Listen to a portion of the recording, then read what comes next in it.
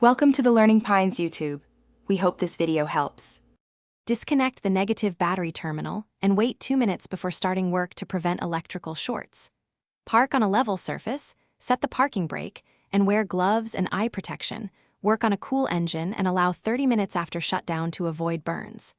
Place a drain pan under the radiator, open the radiator cap, then loosen the lower radiator hose clamp and drain coolant until the hose empties. Catch coolant and dispose of it properly. Avoid skin contact and spills. Remove the plastic engine cover and use a 3/8 drive to release the serpentine belt by loosening the tensioner. Pivot the alternator if necessary to relieve belt tension. Disconnect the lower radiator hose at the pump and remove any accessory brackets obstructing access.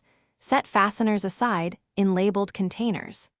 Unbolt the water pump mounting bolts in a crisscross pattern to reduce distortion. Then gently pry the old pump free and place a new gasket and position the new pump on the 3/5L engine. Hand start all bolts, then tighten evenly in a crisscross pattern to seat the gasket. Reinstall accessory brackets, reconnect the lower radiator hose, and route the serpentine belt, using the tensioner to set correct belt tension. Reconnect the negative battery terminal.